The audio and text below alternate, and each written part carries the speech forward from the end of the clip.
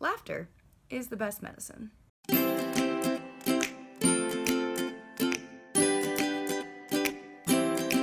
Hello, curiosities, and welcome to day 14 of my 30 and 30 and 30. That's 30 days of 30 videos of 30 life lessons that I've learned in 30 years. That's more than 3 30s, Kiri. I don't care. I've said it, got it out. I've said this thing way too many times. My family is in town, which I'm really excited about to celebrate this weekend with them. Weekend early before my actual birthday. Just to I'm really excited. We're gonna go to the zoo today. But, I need to hurry.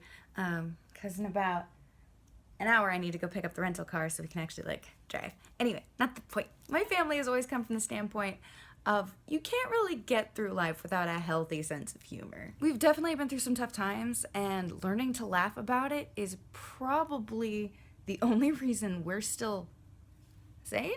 Sane for the Callaghan clan, anyway. The actual act of laughter is really just a release of tension at its core. That's why, you also laugh when, not just when something's funny, but when you're really nervous or terrified, that nervous laughter, that's where that comes from. It's your body going, oh, we know this releases tension. Let's get rid of some of this. And that's essentially why that happens. I don't think I'd be remotely as grounded or able to handle half of the things I've gone through if it were not for being able to find the funny in it, which is essentially today's lesson.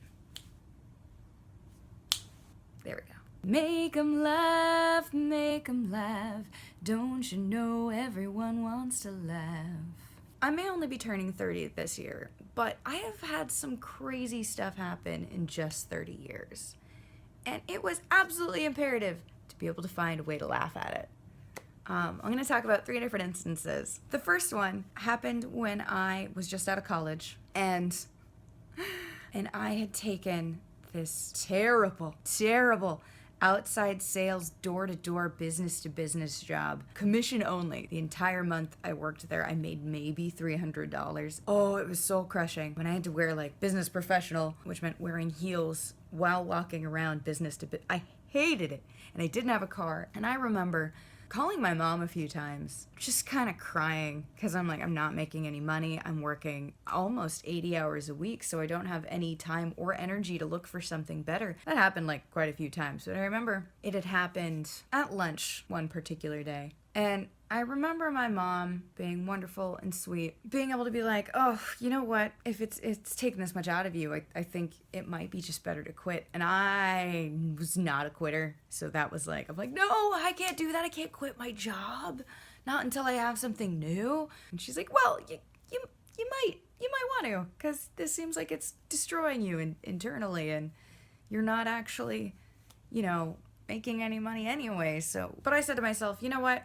I'm going to give it another go. I was in downtown Seattle, and I remember going to this high-rise building. We were told this, which I feel is such a skeezy loop around. We weren't technically soliciting because we didn't take money. If we got you to buy something, we walked you through buying it on the website. It was a really weird workaround.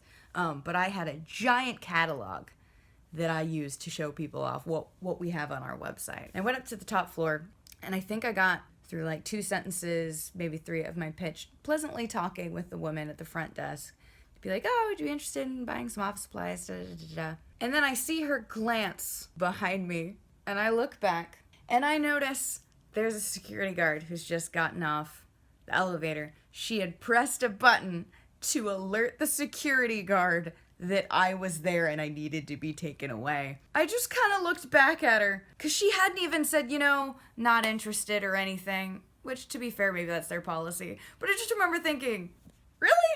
And as he's escorting me down in the elevator, this guy is twice my size, big and burly, and I am literally this is just out of college, so I was probably 125, struggling to carry this stupid thing, looking up at him, and I just started laughing because it was so ridiculous. Here I was in a job I really hated, desperately just trying to make my ends meet, and I had been trying to figure out, well, maybe is this a thing that I should try to stick out, and yet like almost immediately after this conversation with my mom on the phone, I was being escorted out by security. She had to push the button like the moment she saw me with my catalog. And just, it was the most hilarious thing.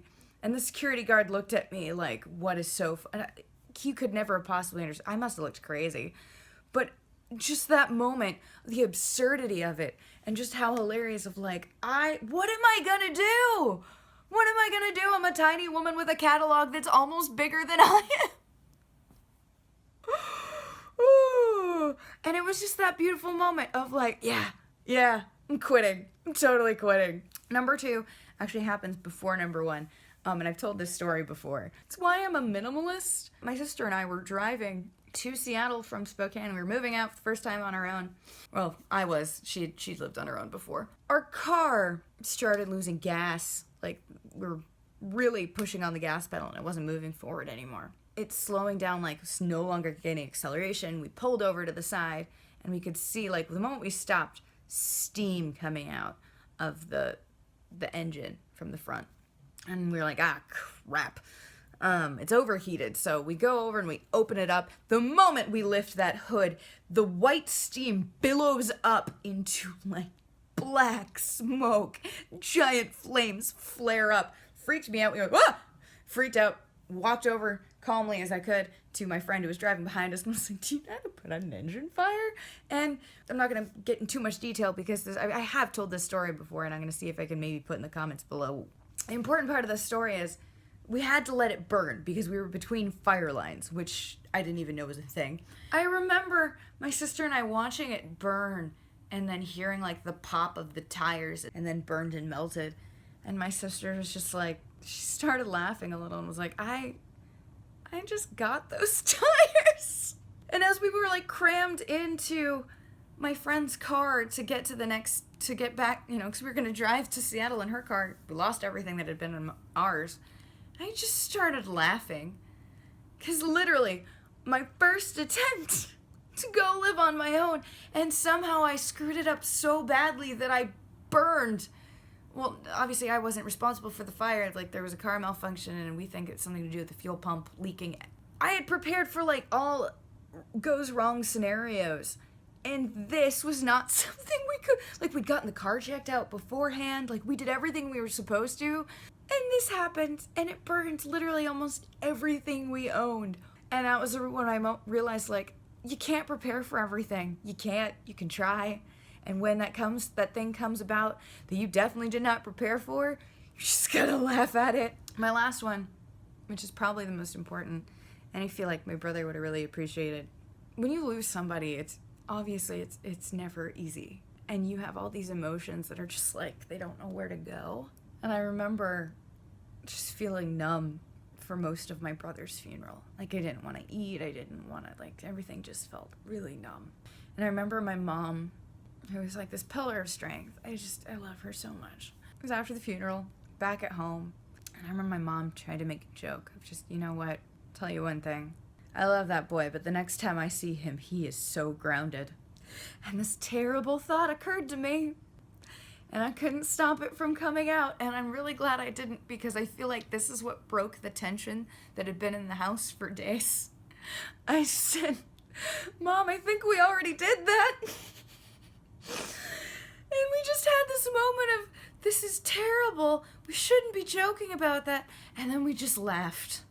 And the best part about it is I'm pretty sure Joel would have found that freaking amazing. Like, he would have laughed his head off. And it was just this moment of like, you have to remember to be able to laugh and look for the funny parts of life, because otherwise you're just gonna go freaking crazy. And not in that fun, haha, hee hee, they're coming to take me away sort of way. You're going to just, gonna get to, like, you always need to find the laughter. Find the laughter. Oh goodness, I entreat you. Every day, try to find something to laugh at, even if it's really small. Even if it's just something, like, it's a joke you can't tell because no one else is gonna be in your head and be able to find it funny. But what's really gonna help you, oddly, through those extremely sad, depressing, and hard, stressful times, is finding something to laugh at. I love you guys so much. I hope you have a wonderful Friday or whatever day you choose to watch this. Don't forget to like, share, and subscribe, and I will talk to you tomorrow. Bye!